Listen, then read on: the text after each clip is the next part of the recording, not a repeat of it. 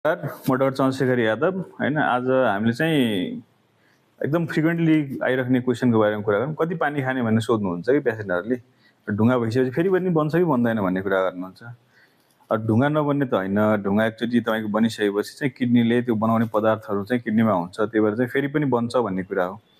तर त्यो बन्ने क्रमलाई चाहिँ हामीले कसरी अलिकति टाढा पुर्याउने अथवा कसरी के ड्युरेसन पछि होस् गर्न चाहिँ सकिन्छ। त्यसको लागि चाहिँ हामीले चाहिँ के एडभाइस गर्छौँ भन्दाखेरि चाहिँ कागती पानी चाहिँ बिहान बेलुका खानुस् हैन। जसले गर्दाखेरि त्यसमा चाहिँ साइट्रेट हुन्छ र जुन हाम्रो कमन स्टोन छ नि त्यो चाहिँ क्याल्सियम अक्जालेट हो हैन। त्यो साइट्रेटले चाहिँ अक्जालेटलाई बाइन्ड गर्न दिँदैन क्याल्सियमसँग।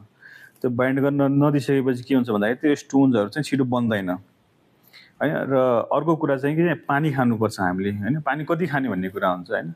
पानी हामीले यति खानुपर्छ कि हाम्रो पिसाब जुन छ नि एकदम सफा होस् हैन। अब पानी एकैचोटि त्यति खाने भन्ने कुरा गर्नुहुन्छ नि, एकैचोटि त्यति खानु पर्दैन हैन।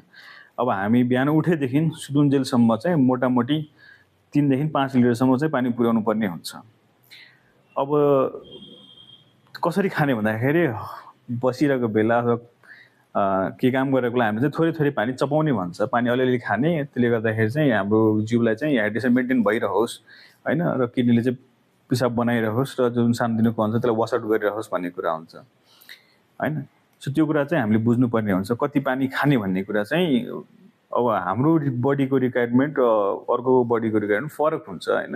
कोही मान्छे दिनभरि बाहिर घाममा काम गर्नुहुन्छ भने चाहिँ उहाँको रिक्वायरमेन्ट अलिक बेसी हुन्छ। जो चाहिँ अब घरभित्रै बसिरहनुहुन्छ, खासै घामको एक्सपोजर हुँदैन, उहाँमा चाहिँ अलिक कम हुन्छ हैन। सो त्यो कुरा हामीले आफै मिलाउनु पर्ने हुन्छ, कति पानी खाने भन्ने कुरा। र हामीले के बुझ्नु पर्यो भन्दाखेरि हामीले यति पानी खानु पर्यो कि हाम्रो पिसाब चाहिँ सफा होस्, क्लियर होस् हैन। त्यसले गर्दाखेरि चाहिँ जुन अलिअलि सानोतिनो करहरू हुन्छ त्यो वास आउट हुन्छ हैन। पिसाबबाट बगेर आउँछ, बगेर आइसकेपछि ढुङ्गाहरू चाहिँ अलिक ढिलो बन्छ भन्ने कुरा हामीले बुझ्नुपर्ने हुन्छ। हस् त।